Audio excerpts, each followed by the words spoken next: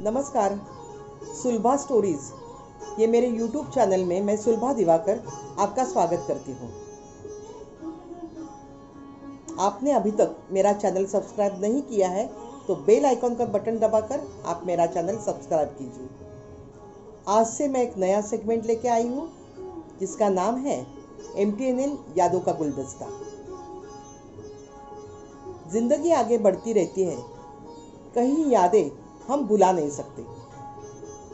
मैंने 2020 जनवरी को स्वैच्छिक सेवानिवृत्ति ली।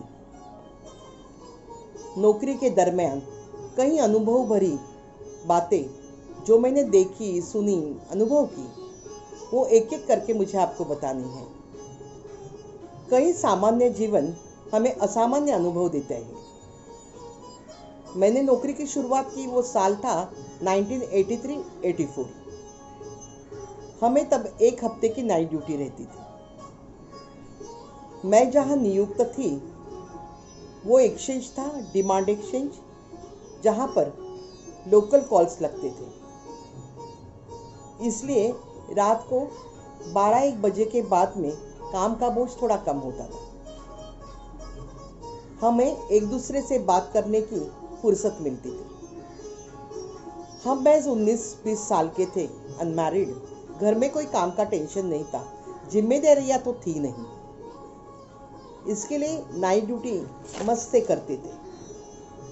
पर हमारे वरिष्ठ सहकर्मचारी, उनके पास कोई जिम्मेदारियां थी। ऐसे ही एक सहकर्मचारी से मेरी जान पहचान हो गई। उसका नाम था पद्मजा। वो हमेशा 2140 यानी कि रात को 9:40 की ड्यूटी करती थी। मैंने उसे पूछा, आप सिर्फ नाइट ड्यूटी ही करती हो?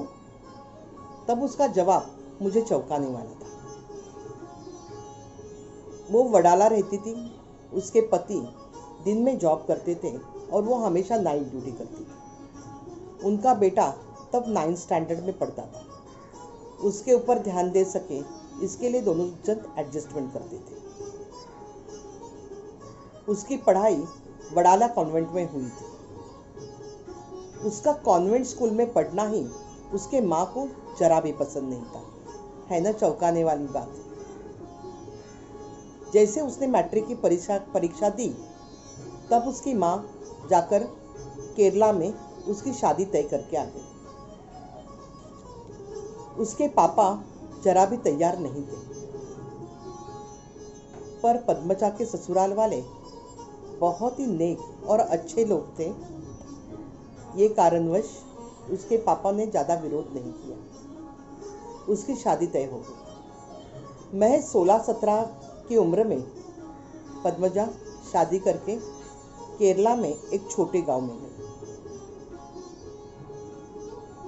मुंबई जैसे शहर में अब तक पूरी जिंदगी बिताई गई पद्मजा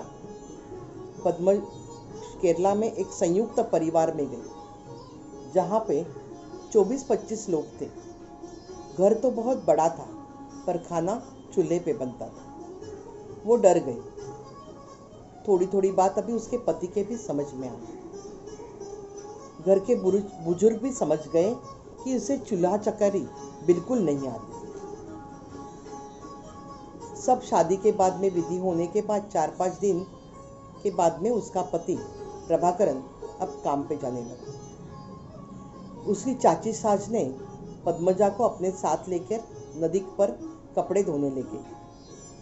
उसने सिखाया, पहले कपड़े गीले करना, फिर अच्छे से धोना और बाद में नदी के बाजू में पड़े हुए बड़े पत्थर पे कपड़े सुखाना। तब तक घर से लाया हुआ नाश्ता खाना और बाद में सूखे हुए कपड़े बड़ी सी टोकरी में भर के फिर से घर लेके आना। अब कल से ये काम पद्मजा को करना था। पद्मजा के लिए तो ये भी काम कठिन था। उसका चेहरा देखकर प्रभाकरन समझ गया। उसने पूछा, कोई समस्या है? अब ये क्या कहती, ये तुम्हारा गांव, ये घर, ये शादी मुझे कुछ भी पसंद नहीं। वो भी बोलेगी कैसे? वो रो पड़ी। बताया, कल से मुझे नदी पर जाकर कपड़े धोने हैं। घर का काम मैं नहीं कर सकती तो क्या करूं, और ये भी काम मुझे अच्छा जमेगा क्या? प्रभाकरन बोला, कोई बात नहीं, तू कल जा तो सही, मैं देखता हूं। दूसरे दिन बड़ी टोकरी उठाई, सब कपड़े लेकर वो चल पड़ी।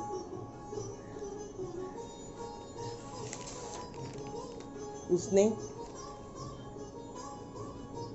नदी के किनारे अपनी टोकरी रखी और नदी के पानी से अपना मुंह धो लिया। उसके आंखों से बहने वाली बड़ी बड़ी बूंदें अब पानी में एकरूप हो गई। भगवान, मैंने क्या पाप किया? वो जोर से रो पड़ी। बाप्पा, आपको मेरी जरा भी दया नहीं आई। खाली जगह होने के कारण वो जोर जोर से रो पड़ी। उसे लगा अभी सब दरवाजे उसके लिए बंद हो चुके, पर वो तो दयालु था, परमपिता, उसका गणपति बाप्पा, वो सब सुन रहा था। जब सब दरवाजे बंद होते वो अपना दरवाजा खोल देता। वैसे ही पीछे से आवाज आई, भाभी। उसने देखा, उसका देवर श्रीधरन था। दे दो भाभी, मैं आपको मदद करता हूँ। वो नहीं बोल रही थी, पर श्रीधरन बोला, भाभी जरा भी संकोच मत करो, प्रभाकरन अन्ना ने ही मुझे भेजा है आपको मदद करने के लिए। ऐसे ही श्रीधरन रोज चुपके से आके पद्मजा को मदद करने लगा।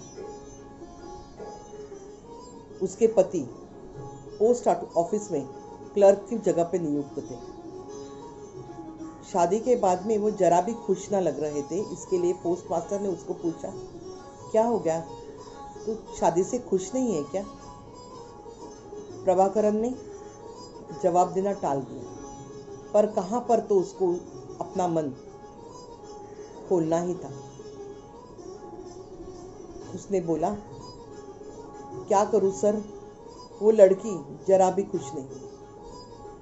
मुझे लगता है मैंने उसे जबरदस्ती बांध रखा है, पर उसकी मां ने ही बड़ी शौक से ये शादी तय की थी। अब क्या करूं? यहाँ पर भी वो भगवान वाला फंडा काम आया। पोस्टमास्टर बोले, तुम बिल्कुल चिंता मत करो, मुंबई में हम ट्रांसफर का फॉर्म भर देते, कोई तो होगा जिसको नेटिव प्लेस के लिए ट्रांसफर चाहिए होगा। 1-2 साल लगेंगे, पर तेरा काम होगा, हम कोशिश करके तो देखते हैं। वैसे 6 महीने गुजर गए। वो म्यूचुअल ट्रांसफर प्रभाकरन को मिल गया। उसने घर में बताया कि मेरा मुंबई ट्रांसफर हो गया, और वो अपनी मुंबई वाली बीवी को लेकर मुंबई आ गया। पद्मजा ने बॉम्बे टेलीफोन की परीक्षा दी और वो बॉम्बे टेलीफोन में लग गई। तब पोस्ट और टेलीग्राफ डिपार्टमेंट एक ही था, पीआईटी डिपार्टमेंट। दोनों भी पहले किराए के मकान पर रहते थे, फिर बाद में दोनों ने लोन लेकर अपना घर खरीदा। देखा, भगवान के घर देर है पर अंधेर नहीं। अपनी जिद से बड़े कष्ट उठाकर पद्मजा और प्रभाकरन को इस मुंबई शहर ने अपनाया। अगले वीडियो में हम मिलेंगे और किसी एक सहकारी की कहानी लेकर। तब तक के लिए आज्ञा दीजिए। धन्यवाद।